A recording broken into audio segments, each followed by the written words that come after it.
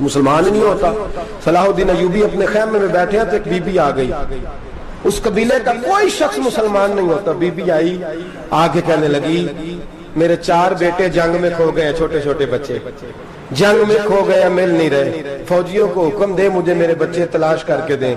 صلاح الدین ایوبی نے جھٹ پر سر پہ امامہ باندھا, نیزہ پکڑا, سینے بند باندھا, اپنے جبے کو سمیٹا اور باہر کہنے لگی تو کدھر جا رہا ہے؟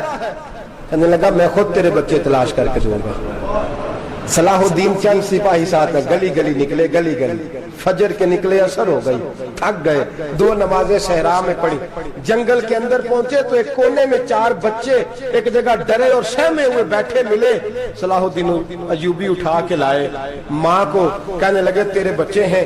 نکلا اس لیے تھا کہ میرے نبی نے فرمایا بچے جدا ہوں تو ماں کو درد بڑا ہوتا ہے, اور میرے رسول نے فرمایا تھا جب جنگ کرنے جاؤ تو کھیت برباد نہ کرنا, فصلیں تباہ نہ کرنا, بچوں کو ماں سے جدا نہ کرنا. فرمایا میں سوچ رہا تھا تیرے بچے کہیں میری وجہ سے جدا ہو گئے تو مصطفیٰ کو جواب کیا دینا. فرمایا تیرے بچے ڈھونڈ کے لایا ہوں. بچے ماں کے پاس آنے لگے تو ماں نے بڑے بیٹے کے منہ پہ تھپڑ مارا. کہتا ہے اماں کیا ہوا؟ کہنے لگے تو نے سنا نہیں کہ دشمن کے بچوں کی اتنی حفاظت کرتا ہے, میرے پاس نہ جا, اس کے قدموں میں بیٹھ جا. جس نبی کے غلام اتنے سچے ہیں وہ نبی کتنا سچا ہوگا. بنو قریظہ اور بنو نذیر 2 محلے تھے یہودیوں کے. یہودیوں نے بڑی عہد شکنی کی تو نبی پاک صلی اللہ علیہ وسلم نے ان کو بے دخل کر دیا, مدینے سے نکال دیا, مدینہ منورہ سے. یہودی نکل گئے مدینہ طیبہ سے, تو جب وہ نکل کے جا رہے تھے تو ان کے مکان, ان کے باغ, ان کی جائیدادیں بچ گئیں. نبی پاک علیہ السلام نے انصار مدینہ کو پہلے بلایا. جاگ رہے ہیں نا آپ لوگ؟ پیسے آتے کسی کو برے لگتے ہیں, اب تو یہ بھی حلال حرام کی تمیز بھی اٹھتی جا رہی ہے. جائیداد, باغ, مال, علاقہ خالی ہوا ہے, وہ چلے گئے, لوگ تو ڈھونڈتے پھرتے ہیں. اللہ خیر فرمائے, شاملہ جگہ ملتی نہیں اب شہروں میں, وہ کس کس نے نام کرا لیا, کدھر گئی ہے کوئی خبر ہی نہیں, خالی جگہ پڑی ہے. میرے نبی پاک علیہ السلام نے پہلے انصار مدینہ کو بلایا.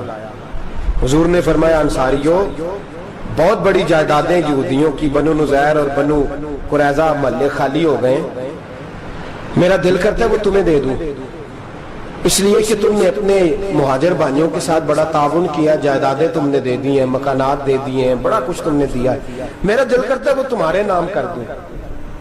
تو انصار مدینہ کیا کہنے لگے یا رسول اللہ دے تو ہم نے دیا ہے پر وہ بیچارے جھچکتے ہی رہتے ہیں, وہ جھچکتے ہی رہتے ہیں, کھول کے ہماری چیزیں استعمال نہیں کرتے. تو حضور ہم تو پہلے ہی انصار ہیں, ہمارے پاس بڑا کچھ ہے, آپ مہربانی فرمائیں وہ سارا کچھ مہاجروں کو دے دے, مہاجرین کو ہمیں نہیں چاہیے. اب چلے گئے بات کر کے, میرے حبیب پاک نے مہاجروں کو بلا لیا. فرمایا بنو نذیر اور بنو قریظہ قبیلے کی جائیدادیں آئی ہیں, تمہارے پاس بظاہر جو چیزیں ہیں بھی وہ بھی انصار مدینہ کی ہیں, تو میرا یہ خیال ہے کہ وہ سارا کچھ تمہیں دے دیا جائے. ابو بکر صدیق رضی اللہ تعالیٰ عنہ کہنے لگے یا رسول اللہ صلی اللہ علیہ وسلم ہمارے انصار بھائیوں نے ہمارے لیے دل تک کھول دیے ہیں, حضور انہوں نے ہر چیز بانٹ کے ہمارے سامنے رکھ دی ہے, ہم اتنے خرد غرض ہیں کہ سارا کچھ لپیٹ جائیں. کہ حضور ہمارے پاس جو مکان ہے وہ ہے, ہم کاروبار کر رہے ہیں, تجارتیں کر رہے ہیں, مزدوریاں کر رہے ہیں, ہم انشاءاللہ اور بنا دیں گے, آپ یہ ہماری طرف سے ہمارے انصار بھائیوں کو گفٹ کر دیں, آپ انہیں دے دیں. میرے حبیب کی آنکھوں میں آنسو آ گئے, میرے نبی پاک علیہ السلام رو پڑے, یا رسول اللہ آپ کیوں روتے ہیں؟ فرمایا تمہارا یہ بھائی چارہ قائم رہا تو اللہ اسلام کو بڑی قوتیں عطا فرمائے گا, اللہ طاقتیں دے گا اسلام کو. اگر تمہارا یہ رنگ قائم رہا, یہ انداز, میرے غلاموں تمہارے یہ طور طریقے, ایک بھائی کہتا ہے دوسرے کو, دوسرا کہتا ہے تیسرے کو. مسلمانوں کی نا ایک تعداد لڑتے لڑتے لڑتے لڑتے دور چلے گئی, تاتاریوں نے قید کر لیا. 4 مسلمان تھے, تبلیغ کرنے گئے, جنگ کرنے گئے, جہاد کرتے کرتے کافروں سے لڑتے لڑتے تاتاری قوم میں چلے گئے, وہاں قید کر لیے گئے. تو سزائے موت کا حکم ہوا, 4 بزرگ تھے, سزائے موت کا حکم ہوا. تو تاتاری بادشاہ جو تھا وہ بڑا خلاف تھا, بڑا سخت مخالف تھا مسلمانوں کے. اس نے کہا کہ ان کو جب پھانسی دینا نا مسلمانوں کو تو میرے سامنے دینا. اب 4 عالم ہیں, 4 صوفی ہیں, سفید داڑیاں, سر پہ امامے. پھانسی کا وقت آیا تو جو پھانسی گھاٹ ہے وہ ایک ہے, چاروں کو کٹھے پھانسی نہیں ہو سکتی. ایک کو کہا کہ ایک ایک کر کے ان کو پھانسی دو. جب پھانسی کا وقت آیا نا تو جو سب سے پیچھے صوفی تھے وہ دوڑ کے آگے آئے, کہنے لگے بادشاہ پہلی باری میری لگا پہلی. اب بادشاہ نے کہا ٹھیک ہے اسے لٹکا دو. وہ قریب آئے تو دوسرے دوڑ آئے, کہنے لگے نہیں نہیں پہلی باری میں نے زیادہ کافر قتل کیے, میرا بڑا جرم ہے, مجھے پہلے سزا دو. ان کو پھانسی دینے لگے تو تیسرے آ گئے, کہنے لگے نہیں یہ تو میرا قتل کرتا تھا, رستے میں بتایا کرتا تھا, ڈھونڈ کے میں بتلاتا تھا کہ یہاں زیادہ تعداد ہے, مجھے پہلے پھانسی دو. تیسرے کے ساتھ بات ہو رہی تھی تو چوتھا دوڑا آیا, کہنے لگا یہ رستے بتاتا تھا, یہ تبلیغ کرتا تھا, یہ سارا کچھ کرتا تھا, لیکن کہا یہ کہتے تھے چلو واپس چلتے ہیں, میں جانے نہیں دیتا تھا, میں کہتا تھا اور کافر مارنے اور علاقے فتح کرنے, میرا جرم بڑا ہے, مجھے پہلے پھانسی دو. بادشاہ کہنے لگا مجھے 35 سال ہو گئے حکومت کرتے, بڑی دنیا کو پھانسی دی ہے, لوگ تو ایک دوسرے کو دھکے دیتے ہیں کہ پہلے تو جا پہلے تو جا, اور تم کیسی قوم ہو کہ ایک دوسرے پہ قربان ہو رہے ہو.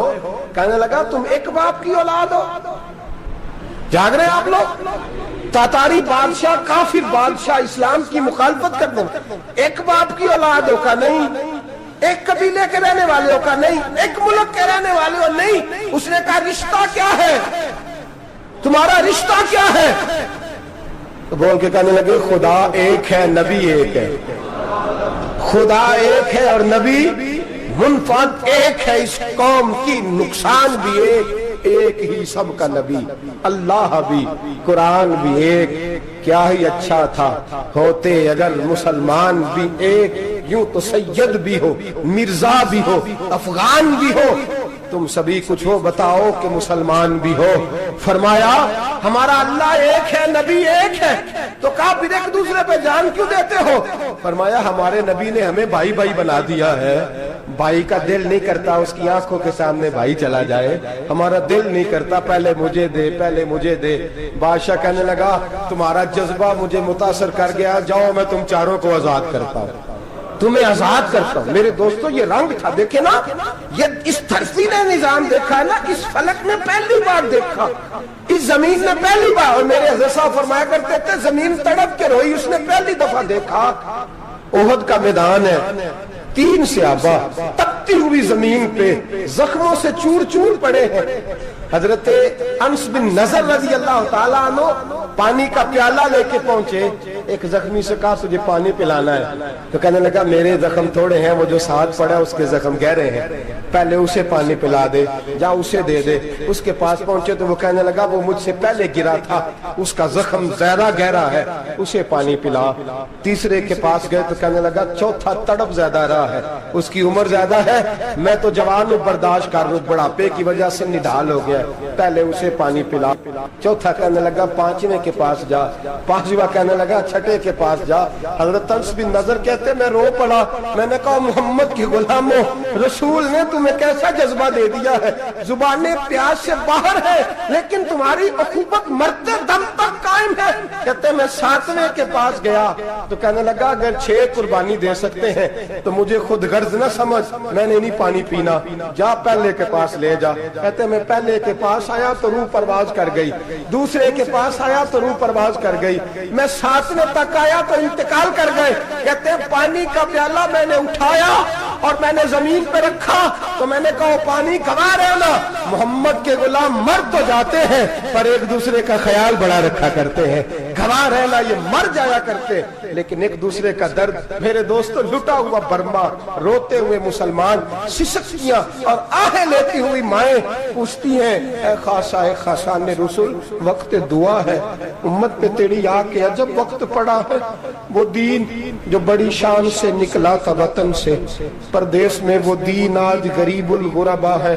فریاد ہے اے کشتی امت کے نگہباں, بیڑا یہ تباہی کے قریب آن لگا ہے. اور کیا خوبصورت جملے کہے تھے کہ نبی پاک صلی اللہ علیہ وسلم نے, حضور نے فرمایا تھا میرا مومن ایک جان کی طرح ہوتا ہے, ایک جان کی طرح ہوتا ہے, ایک کو تکلیف ہو جسم کے ایک حصے کو, سارا حصہ پریشان ہوتا ہے. فرمایا یہ ایک مکان کی طرح ہے, ایک اینٹ دوسری اینٹ کو مضبوط کرتی ہے. فرمایا یہ مضبوط لوگ ہیں, یہ مضبوط لوگ. حضرت عمر فاروق کا زمانہ ہے, ایک آدمی نے سیری بھیج دی, ایک گھر میں بطور تحفہ، قحط کا زمانہ تھا، گوشت ملتا نہیں تھا، جانور، ایک آدمی نے سری بھیج دی ایک آدمی کے گھر میں۔ اس نے کیا کیا؟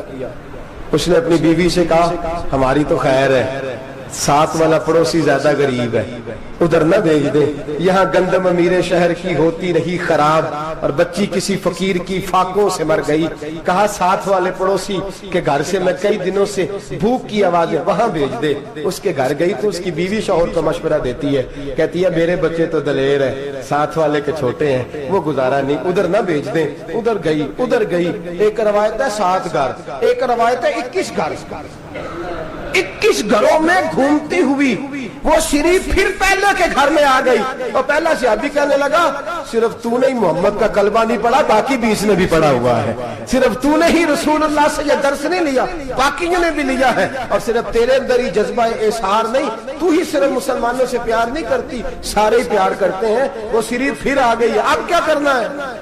اب کیا کرنا ہے؟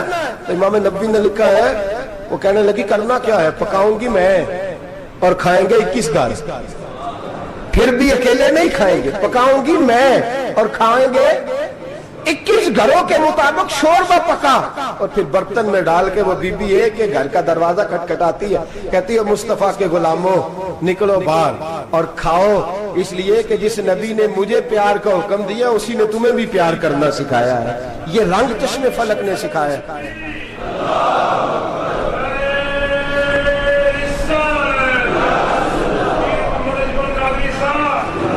آپ کی بڑی مہربانی، زندہ باد وہی ہے جس کو اللہ رسول زندہ باد فرمائے، بڑی مہربانی، اللہ جزا دے۔ عرض یہ کرنے جا رہا تھا کہ رسول کریم صلی اللہ علیہ وسلم نے پیغام دیا امت کو، فرمایا دیکھیں نا کتنے بڑے لفظ ہیں، یہ نہیں فرمایا دوزخ میں جائے گا، یہ نہیں فرمایا کہ اسے جہنم کی سزا ملے گی، میرے نبی نے فرمایا میں اسے مومن مانتا ہی نہیں، میں اسے مسلمان اپنا مانتا ہی نہیں۔ حضور کسے؟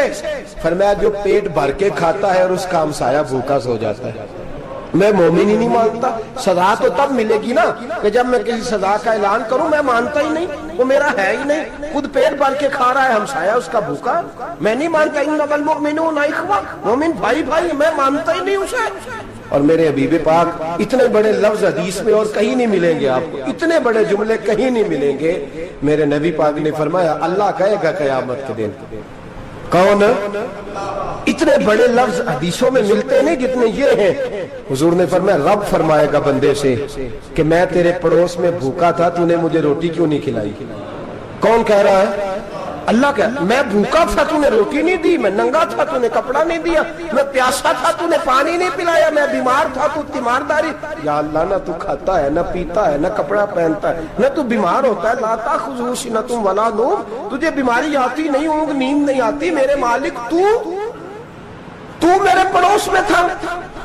تو حضور فرماتے ہیں رب فرمائے گا وہ جو بندہ تیرے پڑوس میں بھوکا تھا تو بندہ تو میرا ہی تھا نا، وہ جو بندہ تیرے پڑوس میں ننگا تھا تو بندہ تو میرا ہی تھا نا، وہ جو تیرے پڑوس میں پیاسا تڑپتا رہا تو وہ میرا ہی بندہ تھا، تو دوائی لینے جائے تو بڑے اسپتال میں اور اس بیچارے کو 20 روپے پرچی کے بھی میسر نہ آئے تو میرا ہی بندہ تھا۔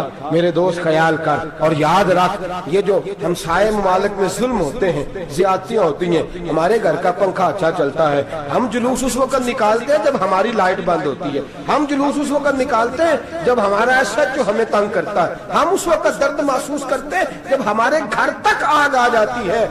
یہ جو باہر آگ جل رہی ہے یہ تیرے گھر بھی آ سکتی ہے، یہ جو باہر فساد ہو رہا ہے یہ تیرے دروازے تک آ سکتا ہے۔ میرے رسول پاک نے ایک جان، مسلمان کو ایک جان قرار دیا۔ مجھے بتائیے انگلی کو کٹ لگ جائے، مسلمان ایک جان ہے نا، انگلی کو لگ جائے کٹ، دماغ کہتا ہے میں نے نہیں سوچنا اس کے بارے میں نے اس کے درد کو محسوس ہی نہیں کرنا، انگلی کی درد ہے انگلی جانے، اس کا کام جانے، ایسے ہی ہوتا ہے نا۔ بولے پیروں سے کہتے ہیں، انگلی کہتی ہے چل ڈاکٹر کے پاس، پیر کہتے ہیں نہیں میں نے نہیں جانا، انگلی کا کام ہے انگلی جائے، ایسے ہی ہے نا۔ دل سے کہتے ہیں تو تڑپ تھوڑا سا، انگلی کو درد ہے، کہتے میں کو تڑپوں، انگلی کا ماما انگلی جانے، اس کا کام جانے۔ ٹیلی فون کرنا ہے ڈاکٹر صاحب کا پتہ کرنا ہے تو کان کہتے ہیں میں نے نہیں بات سننی ڈاکٹر صاحب کی، زبان کہتے ہیں میں نے نہیں بولنا، انگلی جانے، ایسا ہوتا ہے۔ پیر احتجاج کرتے کہ میں نے ڈاکٹر کے پاس، میں کیوں چکر کھاتا پھروں ڈاکٹر کی دکان کی، انگلی کو درد ہے انگلی جانے، ایسا ہوتا ہے۔ بھئی میرے رسول پاک نے فرمایا مسلمان ایک جان ہے، تو درد برما کے مسلمانوں کو ہو رہا ہے تو پاکستانی کہہ رہے ہیں کوئی بات نہیں، وہ جانے ان کا کام جانے، ایک جان ہے نا، درد ہونا چاہیے، تکلیف ہونا چاہیے۔ پھٹے پہ باتیں ہوتی ہیں اس موضوع پہ، اسمبلی پہ گفتگو ہوئی ہے اس موضوع پہ، آپ کی صوبائی اسمبلیاں اس موضوع پہ بولی ہیں، آپ کے کونسل اس موضوع پہ بولے، ہم تو اپنی اپنی سیاستیں، اپنے اپنے تماشے، اپنے اپنے چکروں میں لگے ہوئے۔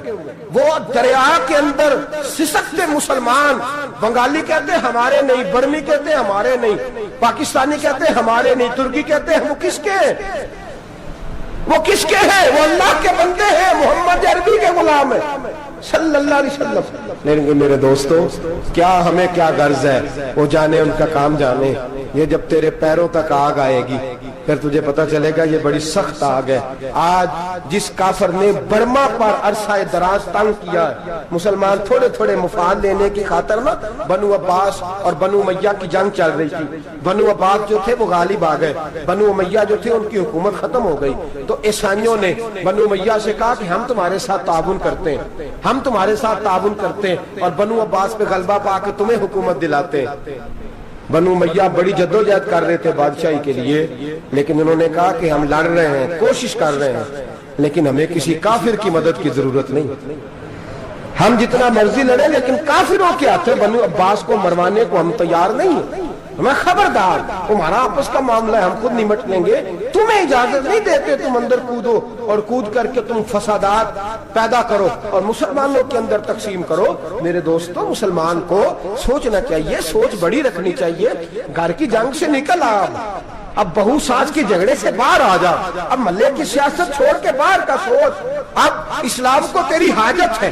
اب پوری دنیا جب مسلمان کو دیکھے نا، فیس بک یوز ہوتی ہے، اس پہ نوجوان جب اسلام کی بات کرنے لگے گا، اس پر جب بڑا اسلام کی بات کرنے لگے گا، پوری دنیا میں پیغام جائے گا کہ مسلمان اب جاگنے لگا ہے، مسلم خابیدہ بیدار ہونے لگا ہے، اب اس کی آنکھیں کھلنے لگی ہیں، اب یہ اپنے مذہب کی بات کرتا ہے، اب یہ اپنے ملک سے، صوبے سے، برادری سے نکل کر بولتا ہے، اب یہ کہتا ہے کہ بازو تیرا توحید کی قوت سے قوی ہے، اسلام تیرا دیس ہے، تو مصطفی ہے، اب یہ بڑی سوچ رکھتا ہے، اب یہ عالمی بات کرتا ہے۔ میرے دوستو ہمارا تو حال یہ ہے، امام اعظم ابو حنیفہ کا فتویٰ ہے، آپ فرماتے ہیں جو مولوی عالمی حالات سے باخبر نہ ہو وہ جمعے کی تقریر نہ کرے، وہ مسلمانوں کی رہنمائی نہیں کر سکتا۔ عالمی حالات سے جو خبردار نہ ہو، تو جس کو چھٹی ہو جائے تو نے ختم نہیں پڑھا، دوڑ جا مسجد سے، تو ختم نہیں پڑھتا ہمارے، تجھے پتہ ہی نہیں دکان رہتا ہے، بھاگ جا، وہ عالمی حالات پہ بات کرے گا، کیونکہ بیچارے کو تو پتہ ہے میری سویرے چھٹی ہو جانی، سیاست کا لفظ چھیڑا نہیں تو میں گیا نہیں۔ یاد رکھے وہ جو بیداری ہے، وہ جو اعلیٰ ظرفی ہے، وہ جو بڑی سوچ ہے، وہ جو ملت کی سوچ ہے، وہ جو قومیت کی سوچ ہے، وہ جو آگے بڑھنے کا زاویہ ہے، وہ تو اندر اقبال کہتا ہے گلا تو گھونٹ دیا اہل مدرسہ نے تیرا، گلا تو گھونٹ دیا اہل مدرسہ نے تیرا، تجھے تو مدرسے والوں نے پلیٹ پکڑا دیا ہے کہ جا سویرے لنگر کٹھا کر کے لا اور دوپہر کو روٹیاں مانگ کے لا اور دیکھ آج مرا کون ہے، ختم کس کا پڑھنا ہے، تو گلا تو گھونٹ دیا اہل مدرسہ نے تیرا، اب کہاں سے آئے گی صدا لا الہ الا اللہ، تو گھونٹ دیا تیرا گلا، تو کیسے بڑی بات کرے گا؟ بڑی بات کے لیے بڑی سوچ چاہیے، بڑی تگودو چاہیے، بڑی کوشش چاہیے، بڑا حوصلہ چاہیے۔ مسلمان چھوٹی چھوٹی لڑائی میں، چھوٹی چھوٹی جنگ میں، ایک دکاندار دوسرے دکاندار سے لڑ رہا ہے، گلی والا دوسری گلی والی سے لڑ رہا ہے، محلے والا محلوں پہ اعتراض، ایک شہر میں رہنے والے میں نے دوسرے محلے پہ اعتراض کرتے دیکھے، یقین کریں ایک شہر میں رہنے والے، علاقے میں بسنے والے کہتے ہیں بھائی توبہ ہے اس محلے تو اللہ ہی بچائے، لا حول ولا قوت۔ وہ جو تقسیم در تقسیم کی سوچ ہے، اس نے چھوٹے چھوٹے ٹکڑوں میں مسلمانوں کو بانٹ دیا ہے، چھوٹی چھوٹی تقسیم ہے، چھوٹا چھوٹا ہمارا مزاج ہے، چھوٹی سوچ ہے، بڑی سوچ کی بات سنیے۔ صلاح الدین ایوبی، جاگ رہے ہیں نا آپ لوگ؟ تو آخنا حضرت صاحب ایڈی وڈی گل چھیڑ چھڑی ہے، یہ مطلب ہی کوئی نہیں، کنے برما جانا ہے تو کنے مدد کرنی ہے، میں تو بھائی فریضہ سر انجام دے رہا ہوں۔ میرے نبی نے فرمایا برائی کو یا ہاتھ سے بدل، ہاتھ سے نہیں بدل سکتا تو زبان سے تو بولنا، تو میں معذور ہوں, کمزور آدمی ہوں, ہاتھ سے بدلنے کی طاقت نہیں رکھتا, تو دوسرے درجے پہ تو مجھے عمل کرنے دو نا. اثر کرے نہ کرے سن تو لے میری فریاد, نہیں ہے داد کا طالب یہ بندہ آزاد, رونے تو دو تڑپنے تو دو, آہیں تو بہانے دو, سسکیاں تو لینے دو, مار کھائیے تو تڑپنے تو دو. وہ قرآن پاک برما میں پابندی لگی ہے تو میں یہاں سوچنے لگا ہوں کہ وہاں تو پابندی لگی ہے, یہاں پہلے لوگ کوئی نہیں پڑھتی. معاذ اللہ تعالیٰ حالات دن پہ دن مسلمانوں کے لیے ایک ایک کر کے. افغانستان میں جو آگ لگی تھی پھر وہ عراق میں بھی لگی, پھر وہ لیبیا میں بھی لگی, پھر وہ مصر میں بھی لگی, پھر وہ یمن میں بھی لگی, سعودی عرب میں دھماکے ہوئے, میرا دل تڑپا ہے, مجھے پریشانی ہوئی. میں بچے 5 تھے, میں بڑا ڈسٹرب ہوا, میں نے کہا یار یہ ہمارا سب کا اجماعی عقیدت کا مرکز ہے, ہم کم از کم 1000 اختلاف کے باوجود کہا کرتے تھے کہ عرب میں امن ہے یار, وہاں سکون ہے, وہاں دکانیں کھلی چھوڑ کے لوگ چلے جاتے ہیں, وہاں بھی فساد ہونے لگا, وہاں بھی آگ بڑھ گئی ہے. لیکن ہم صرف چھوٹی چھوٹی کر کے جب آگ بجھانے کی کوشش کریں گے اس وقت آگ نہیں بجھے گی. جب ہر آدمی اپنے پیالے میں پانی لے کے آئے گا, ہر شخص اپنے گھر کی نل چلائے گا, ہر شخص نلکا چلائے گا اور پانی نکال کے یہ آگ بجھائے گا, تب یہ آگ بجھے گی. ہر آدمی کو کردار سوچ بڑی کرے, نظریہ بڑا کرے, ملت کی بات کرے, مسلمان ہو کے سوچے, مسلمان ہو کے سوچے. خدا را نکلے یہ گھر کے جھگڑوں سے, تھوڑی دیر کے لیے اپنے آپ کو بڑا کرے, بڑی سوچ آپ بنائیں. جب دوستیاں لگائیں, یارانے لگائیں, پھر چھوٹے موٹے حساب سے بچیں. بابا بلے شاہ صاحب فرماتے کورے ورک کتاب نہیں ہوندے, کورے ورک کتاب نہیں ہوندے, پتھر دل گلاب نہیں ہوندے, اور بلیا یاری سوچ کے لائیں یارا نال حساب نہیں ہوندے. پھر ذرا نکلے اس حساب کتاب سے باہر, بلیا یاری سوچ کے لائیں یارا نال صاحب نہیں ہوندے. پھر ذرا بڑا ذہن کرے, چھوڑے اپنے حساب. یبصرون علی انفسہم ولنبلونکم بشیء من الخوف والجوع ونقص من الاموال والانفس والثمرات. پھر حساب کتاب سے نکلے, پھر امام علی مقام کی طرح یہ سوچ بنائے کہ حسین کے بچے چلے جائیں تو کوئی حرج نہیں, امت پر آنچ نہیں آنی چاہیے. ایک امام علی مقام, کل تک امام میدان میں کھڑے تھے تو اکیلے تھے, لیکن آج پوری دنیا کہتی ہے حسین ہمارا ہے, حسین ہمارا ہے. آج نظریہ امام علی مقام زندہ ہے, تو اکیلا ہے تو کھڑا ہو. یہ نہ کہا کر چھوٹی سی مسجد ہے, ایک کونا کا کھڑکاوا, مولانا تقریر کر رہے ہیں تو کیا بنے گا, ایک آواز کہیں سے گونجا کرتی ہے, پھر اس میں تاثیر میرا اللہ پیدا فرما دیا کرتا ہے, پھر اس کے اندر قوت میرا رب پیدا فرما دیا کرتا ہے, پھر اللہ اس میں تاثیر پیدا کر کے 4 دانگ عالم میں پھیلا دیا کرتا ہے. صلاح الدین ایوبی, مسلمانوں پہ ظلم ہوا, فلسطین میں آگ لگی اور پورے فلسطین کی گلیاں خون سے بھر گئیں. ایک دن کے اندر 70,000 مسلمان قتل ہوا. گھوڑوں سے سڑکوں پہ چلا نہیں جاتا تھا, گھوڑے پھسلتے تھے, اتنا خون تھا, اور کچی سڑکیں تھی, اتنا خون تھا. پہلے کچی زمین نے خون پیا, پھر خون اس سے باہر آیا, پھر بھی اتنا سخت 70,000 آدمی قتل ہوا. صلاح الدین ایوبی کون تھے؟ میرے غوث اعظم جیلانی کے مدرسے کے طالب علم تھے. جامعہ نظامیہ مدرسہ, یہ مدرسے ہیں جنہوں نے دین کے مجاہد پیدا کیے, مدارس ہیں جنہوں نے دین کے مجاہد پیدا کر کے پوری دنیا کے اندر پھیلائے ہیں.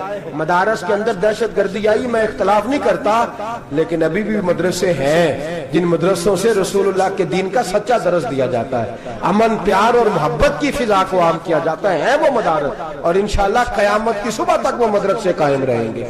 صلاح الدین ایوبی مدرسے کے طالب علم ہے, مدرسے کا, لیکن مدرسہ اس کا تھا جو ساتھ درویش بھی تھا, جو ساتھ اللہ رسول کے احکامات محبت کے ساتھ پھیلانے والے غوث اعظم جیلانی کا مدرسہ تھا. اس مدرسے کا پڑھنے والا طالب علم, دیکھیں نا, علم دین شہید کون تھا؟ نعتیں پڑھنے والا تھا نا, ختم دلانے والا تھا. عامر چیمہ شہید کون تھا؟ نعتیں پڑھنے والا تھا نا. یہ نعتیں وہ چیز ہوتی ہے جو دلوں کے اندر اثر پیدا کر دیتی, جو نبی پاک کی محبت کو پروان چڑھاتی ہے, اور یہی چراغ جلے گا تو روشنی ہوگی. صلاح الدین ایوبی اکیلا اپنے دوستوں سے کہنے لگا مسلمانوں کی مدد, چند سالوں میں نکلو مدد کریں. انہوں نے کہا تیرے نکلنے سے کیا ہوگا؟ کہنے لگا میں نے نہیں نکلنا, میرے اللہ نے میری مدد کرنی ہے, میرے اللہ نے میری, اٹھ باندھ کمر کیا ڈرتا ہے, پھر دیکھ خدا کیا کرتا ہے. اور میں مجھے نکلنے دے, اللہ میری مدد کرے گا. تھوڑا تھوڑا کر کے فوج جمع کی, کوشش کی. چند سالوں کے بعد اسی جگہ جہاں مسلمانوں کا خون بہا تھا, اللہ نے اسلام کا جھنڈا پھر سے بلند کر دیا. صلاح الدین ایوبی فاتح بن کے مسجد اقصی کے دروازے پہ کھڑا ہے. چند سال گزرے، عیسائیوں کا پورا وہ ظلم ابھی یاد ہے، اور عیسائی سارے لیڈر کہتے ہیں تیاری کر لو، اب ہمارے بچے کاٹے جائیں گے، عورتیں بیوہ ہوں گی، گردنیں کٹیں گی، اب دیکھنا جتنا خون ہم نے بہایا تھا مسلمان اس سے دگنا بہائیں گے. صلاح الدین ایوبی گھوڑے پہ کھڑے ہیں اور پوچھتے ہیں او عیسائیوں بتاؤ تمہارے ساتھ کیا کروں. گردنیں جھک گئیں، جواب کوئی بھی نہیں. کہا تم نے 70,000 مسلمان ایک دن میں مارا تھا، بولو تمہارے ساتھ کیا کروں. تم نے ایک دن میں مسلمان یوں کاٹے جیسے گاجر مولی کاٹی جاتی ہے، بولو کیا کروں. عیسائی کہنے لگے ہمیں اپنے ظلم یاد ہے، تشدد یاد ہے، بربریت یاد ہے، تو بہتر جانتا ہے تو نے کیا کرنا ہے. صلاح الدین ایوبی گھوڑے پہ فاتح کھڑا ہے، آنکھوں میں آنسو آئے، تڑپ کے رویا، کہنے لگا میں تمہارے ساتھ وہی سلوک کروں گا جو میرے مصطفیٰ نے قریش مکہ کے ساتھ فرمایا تھا. لا تصریب علیک، جاؤ تم پر کوئی زیادتی، جاؤ تم آزاد ہو. اس نے کہا تو کر کیا رہا ہے؟ کہنے لگا میں کیا کروں، میں اس محمد کا ماننے والا ہوں جس نے معاف کرنا سکھایا ہے صلی اللہ علیہ وسلم. میرے پیروں میں زنجیر ہے رسول اللہ کی غلامی کی، جاؤ تم آزاد ہو. اس نے کہا تم آزاد ہو. لوگوں نے کلمہ پڑھنا شروع کر دیا، اشہد ان لا الہ الا اللہ واشہد ان محمدن عبدہ. سارے قبیلے کے کچھ نہ کچھ لوگ مسلمان، ایک قبیلہ رہ گیا مسلمان نہیں ہوتا.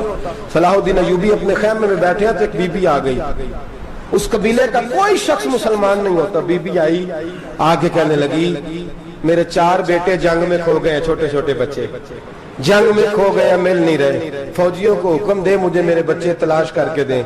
صلاح الدین ایوبی نے جھٹ پٹ سر پہ امامہ باندھا، نیزہ پکڑا، سینے بند باندھا، اپنے جبے کو سمیٹا اور باہر. کہنے لگی تو کدھر جا رہا ہے؟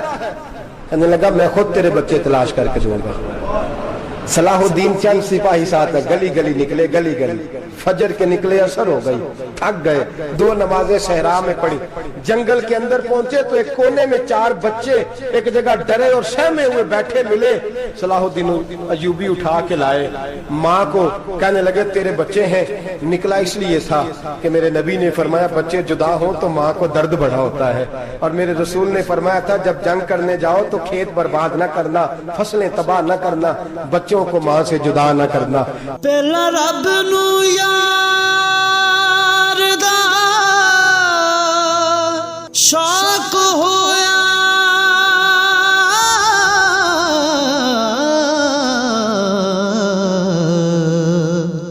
نبی پاک دا کرن جمال مائیں آیا وہی لے کے ہویا ترت حاضر، تے لیا یار نے یار نو پھال مائیں. فرمایا میں سوچ رہا تھا تیرے بچے کہیں میری وجہ سے جدا ہو گئے تو مصطفیٰ کو جواب کیا دینا. فرمایا تیرے بچے ڈھونڈ کے لایا ہوں. بچے ماں کے پاس آنے لگے تو ماں نے بڑے بیٹے کے منہ پہ تھپڑ مارا. کہتا اماں کیا ہوا؟ کہنے لگے تو نے سنا نہیں کہ دشمن کے بچوں کی اتنی حفاظت کرتا ہے، میرے پاس نہ جا، اس کے قدموں میں بیٹھ جا. جس نبی کے غلام اتنے سچے ہیں وہ نبی کتنا سچا ہوگا، جس نبی کے نوکر اتنے کھڑے ہیں وہ نبی کتنا کھڑا ہوگا. جا کے کلمہ پڑھ لے. میرے دوست یہ اسلام ہے جس نے غیروں کا درد بھی اپنے سینے میں رکھا. اقبال کہتا ہے سارے زمانے کا درد ہمارے ہی سینے میں ہے.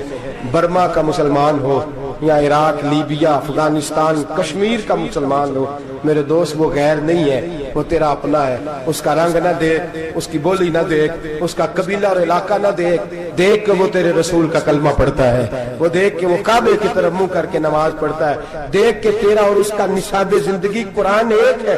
میرے دوست کچھ نہیں کر سکتا تو دعا تو کر دیا کر، کچھ نہیں کر سکتا تو التجا تو کر دیا کر. اللہ کے حضور یہ تو کہا کر کہ اللہ مسلمان جہاں بھی ہیں تو ان کی مدد فرما، اللہ مسلمان جہاں بھی ہیں تو ان کی غیبی امداد فرما. یہ دعا تو میرے دوستوں ضرور کیا کرو، سوچ بڑی کریں، جب بھی آپ بولیں، جب بھی آپ لکھیں، جب بھی کسی سے بات کریں تو بحیثیت مسلمان کے بات کریں، بحیثیت ایک نبی پاک کے غلام کے بات کریں، اپنی زندگی اس انداز میں ترتیب دیں کہ پہلے آپ مسلمان ہیں، اس کے بعد آپ کچھ اور ہیں، پہلے اسلام کی بات کریں، بڑی بات کریں، بڑے حوصلے کی بات کریں، پھر اسلام کو قوت ملے گی، پھر بیداری امت کو نصیب ہوگی۔ اللہ کریم برما کے مسلمانوں کو اپنی رحمت کی ٹھنڈی چھاؤں نصیب فرمائے، ہمیشہ مدحت خیر الانام میں گزرے، دعا ہے یہ عمر درود و سلام میں گزرے۔ آخر دعوانا ان الحمدللہ رب العالمین۔